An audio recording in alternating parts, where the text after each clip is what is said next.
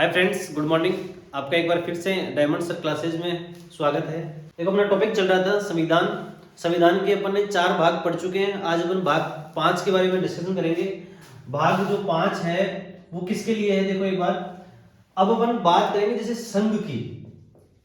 5 जो भाग है उसमें संघ के बारे में बताया गया है। संघ का मतलब राष्ट्रपति है, उपराष्ट्रपति है, प्रधानमंत्री है, महान्यायवादी है, इनके बारे में अपन डिस्कशन करेंगे।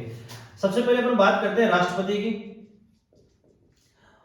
और देखो इस जो ये भाग 5 है ये अनुच्छेद 52 से लेके 78 तक है।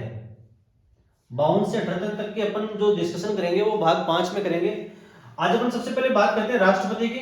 राष्ट्रपति देखो भाग 52 में है। आज अपन राष्ट्रपति के बारे में ही डिस्कशन करेंगे कि कौन राष्ट्रपति बन सकता है इस देश का, जिसको अपन बोलते हैं भारत का प्रथम नागरिक।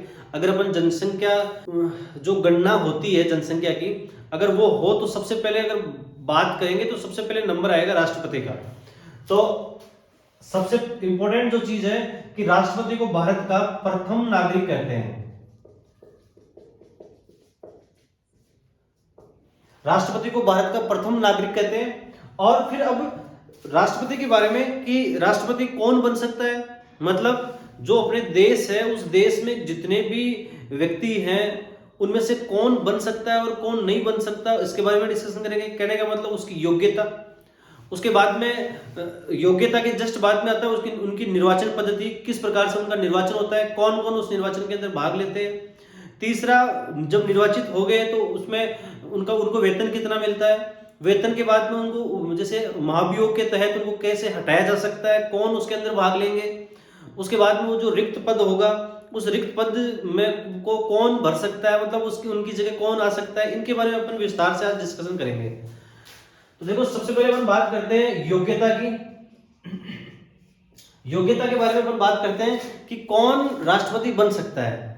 तो देखो ऐसा तो है नहीं कि हर कोई राष्ट्रपति बन सकता है। तो सबसे इंपॉर्टेंट चीज है कि उनकी एज जो आयु है वो कितनी होनी चाहिए, तो वो नीचे 35 वर्ष। एक्चुअली में देखो क्या है कि संसद जो होती है वो लोकसभा, राज्यसभा और राष्ट्रपति इन तीनों से मिलकर बनी होती है। कहने का मतलब देखो लोकसभा, फिर राज्यसभा और फिर राष्ट्रपति। तो लोकसभा का सदस्य निर्वाचित होने के लिए उसके पास आयु जो होनी चाहिए वो होनी चाहिए 25 वर्ष, राज्यसभा के लिए 30 वर्ष और राष्ट्रपति के लिए 35 वर्ष। लोकसभा के लिए 25, राज्यसभा के लिए 30 और राष्ट्रपति के लिए 35। ये अपन याद रख सकते हैं। तो कहने का मतलब ये हुआ कि जो योग्यता के अंदर सबसे इंपॉर्टेंट चीज है राष्ट्रपति के लिए वो है कि इसकी आयु जो है वो 35 वर्ष होनी चाहिए। मान लो 35 वर्ष हो गए, फिर जो लोकसभा के सदस्य के लिए जो योग्यताएं होती है वो सारी की सारी होनी चाहिए उसमें। जैसे वो भारत का नागरिक हो, दिवालिया घोषित नहीं हो, इन चीजों के बारे में जो अपन को लोकसभा का सदस्य होने के लिए होनी चाहिए वो सारी की सारी राष्ट्रपति के लिए भी होनी चाहिए। लेकिन फिर भी तो फिर इसका मतलब ये थोड़ी हुआ कि हर कोई व्यक्ति जाके राष्ट्रपति का फॉर्म भर सकते हैं। आपको कोई भी कहे और अपन जाकर भाई राष्ट्रपति का चुनाव है और चलो फॉर्म भरते हैं, और जिस प्रकार से लोकसभा के सदस्यों के लिए होती है, विधानसभा के सदस्यों के लिए होती है चुनावी प्रक्रिया, उसके तहत क्या राष्ट्रपति की चुनाव प्रक्रिया होती है? नहीं होती है। कहने का मतलब जो चीज अपने पास में नहीं है वो देखो क्या होती है कि आपके पास 50-50 सदस्य, 50 सदस्य, तो आप देखो 50 सदस्य तो क्या होने चाहिए, प्रस्तावित होने चाहिए, और 50 सदस्य आपके पास अनुमोदन होने चाहिए। कहने का मतलब ये हुआ 50 ही तो इन जो लोकसभा है, राज्यसभा है, वहां से 50 सदस्य तो प्रस्तावित होने चाहिए और 50 सदस्य ही अनुमोदित होने चाहिए। प्रस्तावित का मतलब तो ये है कि वो लिखित के अंदर दें, और अनुमोदित का मतलब वो जाकर कहें, भाई खड़े होकर ये कह सकते हैं कि हाँ हम इनके पक्ष में है, ये चुनाव लड़ेंगे, और एक को लिखित के अंदर लेके दे, उनका ही साइन हो। कितने भी जो सदस्य हैं 50 सदस्य कम से कम होने चाहिए। तो ये जो है वो चीज अपने पास में शायद नहीं है राष्ट्रपति का चुनाव लड़ने के लिए। बाकी तो फिर भी अपने पास में अपन एडजस्टमेंट कर सकते हैं, लेकिन ये सदस्य अपन नहीं ला सकते। ये तो सदस्य जो वहां लोकसभा और राज्यसभा में है वही कर सकते हैं। तो योग्यता के अंदर उसकी आयु 35 वर्ष होनी चाहिए। लोकसभा सदस्य होने के लिए जो योग्यताएं होती है वो सारी की सारी लागू होती है। लोकसभा राज्यसभा में जो 50-50 सदस्य हैं कम से कम, वो अनुमोदित और प्रस्तावित होने चाहिए, और 15,000 रुपए कम से कम उनके पास में होने चाहिए। मान लो चुनाव के अंदर भाग ले लिया, वोट भी डाल दिए, और फिर ये जमानत राशि जो है वो जब्त कैसे होती है? ये होती है टोटल जितने भी वोट हैं उनका 1/6 उस व्यक्ति को अगर नहीं मिल रहा है तो ये 15,000 रुपए जब्त हो जाते हैं, नहीं तो इनको वापस मिल जाते हैं। तो मतलब कुल जो मत है उन मतों का 1/6 भाग मत प्राप्त 1/6 मत प्राप्त होने ही चाहिए। अगर ये है तो इनकी जमानत राशि जब्त नहीं होगी, अगर ये नहीं है तो ये जमानत राशि जब्त हो जाती है। तो अपन ने बात कर ली योग्यता के बारे में। अब जो वो योग्य हो गया तो फिर चुनाव होंगे।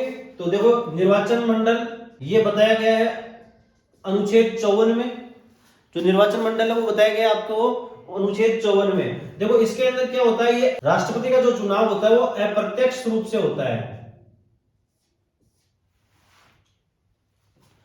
राष्ट्रपति का जो चुनाव होता है वो अप्रत्यक्ष रूप से होता है। इसमें कौन कौन हिस्सा लेते हैं? देखो लोकसभा और राज्यसभा, फिर विधानसभा, और विधानसभा के साथ में कुछ ऐसे स्टेट भी हैं, केंद्र शासित प्रदेश, जिनके सदस्य हिस्सा ले सकते हैं। देखो कौन कौन हिस्सा ले सकते हैं? आपके पास में लोकसभा के निर्वाचित सदस्य, फिर राज्यसभा के निर्वाचित सदस्य, और सभी विधानसभाएं, सभी राज्यों की विधानसभाएं हैं उन विधानसभाओं के भी निर्वाचित सदस्य, और उसके साथ साथ दिल्ली और पांडुचेरी जो केंद्र शासित प्रदेश है इनके भी निर्वाचित सदस्य। ये जो बात कही गई है वो 70वें संविधान संशोधन में जोड़ा गया है इनको 1990 में। लोकसभा के निर्वाचित सदस्य, राज्यसभा के सभी निर्वाचित सदस्य, और उसके बाद में जितने भी राज्यों की विधानसभाएं हैं उन सभी विधानसभाओं के भी निर्वाचित सदस्य।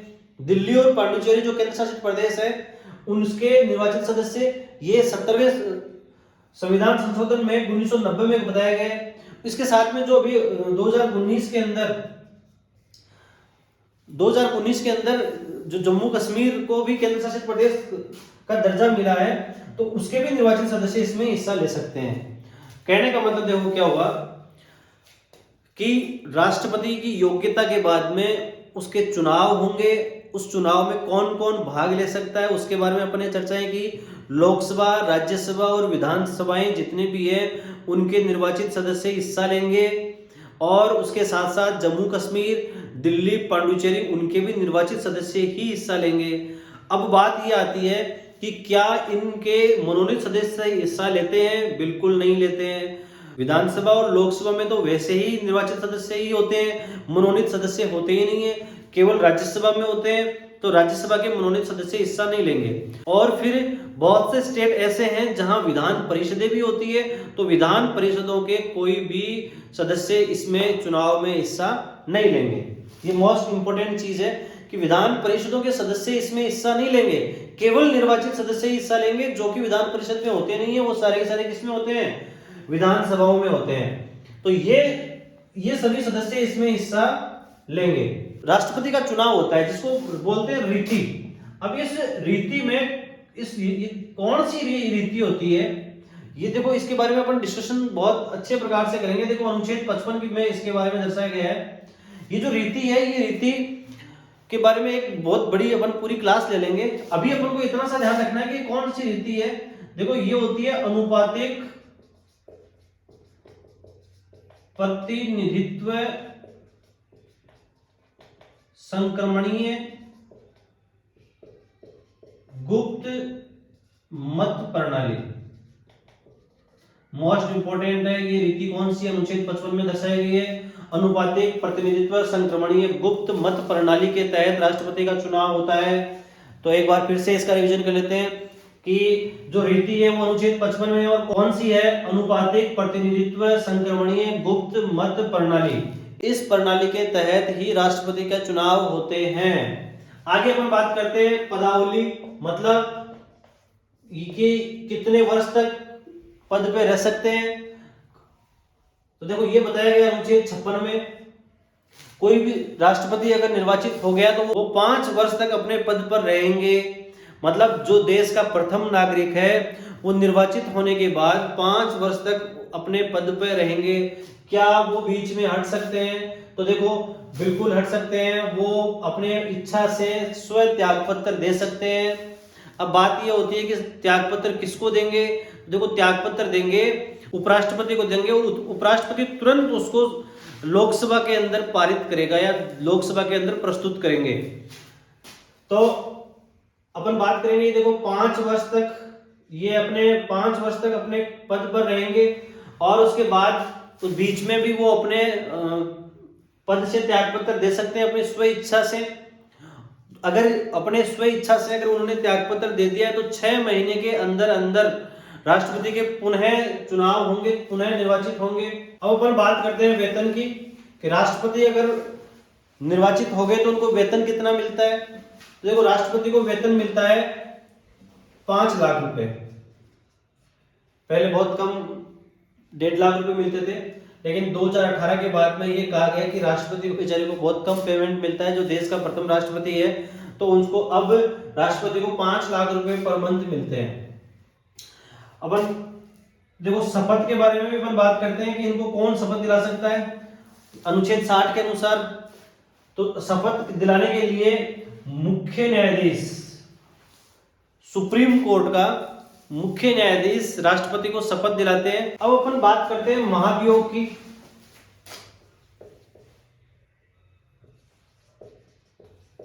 यह अनुच्छेद 61 में बताया गया है।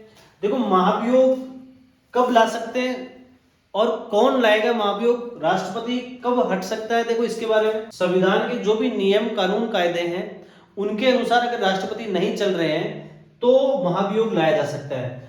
लोकसभा और राज्यसभा इन दोनों में ही ये प्रक्रिया शुरू की जा सकती है।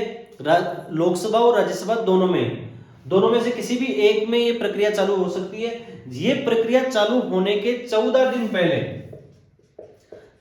पहले राष्ट्रपति को सूचित किया जाएगा, पहली चीज।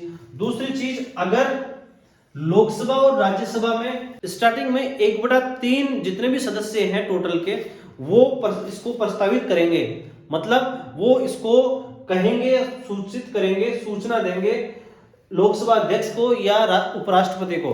उसके बाद में इसकी प्रक्रिया चालू होगी, और जब लोकसभा और राज्यसभा में इसकी प्रक्रिया चालू हो गई तो फिर टोटल सदस्यों के 2/3 सदस्य इसके और 2/3 सदस्य इसके, दोनों अगर लिखित में राजी होते हैं राष्ट्रपति को हटाने के लिए तो ही राष्ट्रपति हट सकता है, अन्यथा राष्ट्रपति नहीं हट सकते। फिर दूसरी चीज ये है, इससे इंपॉर्टेंट एक चीज ये है कि लोकसभा और राज्यसभा इनके सदस्य हैं। जब अपन ने इनके निर्वाचन के अंदर अपन ने बात की थी तो लोकसभा, राज्यसभा और सभी विधानसभाओं के सदस्य, साथ साथ केंद्र शासित प्रदेश दिल्ली, पांडिचेरी, जम्मू कश्मीर, इनके भी निर्वाचित सदस्यों ने हिस्सा लिया था राष्ट्रपति के निर्वाचन में। लेकिन क्या महाभियोग के अंदर ये सब हिस्सा लेंगे? तो बिल्कुल नहीं लेंगे, क्योंकि महाभियोग में इनको हटाने के लिए केवल लोकसभा और राज्यसभा के निर्वाचित सदस्य ही हिस्सा लेंगे, मनोनीत सदस्य भी यहां हिस्सा नहीं लेंगे, और ना ही विधानसभाओं के सदस्य हिस्सा लेंगे। तो ये जो चीज है ये आपको विशेष रूप से ध्यान में रखनी है। आज अपन ने राष्ट्रपति के बारे में चर्चाएं की है, एक बार वापस से रिवीजन करते हैं। राष्ट्रपति अनुच्छेद 52 में है। राष्ट्रपति के बाद में योग्यता के बारे में अपन ने डिस्कशन किया कि कौन राष्ट्रपति बन सकता है और कौन नहीं बन सकता। उसके बाद में अपन ने बात की है कि कौन इसमें हिस्सा लेंगे, कौन नहीं लेंगे। निर्वाचन के बाद में अपन ने बात की थी रीति की, जो अनुच्छेद 55 में रीति क्या है, अनुपातिक प्रतिनिधित्व संक्रमणीय गुप्त मत प्रणाली, इसके तहत राष्ट्रपति का चुनाव होता है। उसके बाद में अपन ने बात की शपथ ग्रहण की, शपथ ग्रहण के बाद में महाभियोग की, और महाभियोग के अंदर कौन कौन हिस्सा लेते हैं, ये मोस्ट इंपॉर्टेंट चीज है। तो आज अपन ने राष्ट्रपति के बारे में अच्छे प्रकार से डिस्कशन किया है। नेक्स्ट क्लास में अपन बात करेंगे उपराष्ट्रपति की। तब तक के लिए जय हिंद, जय भारत।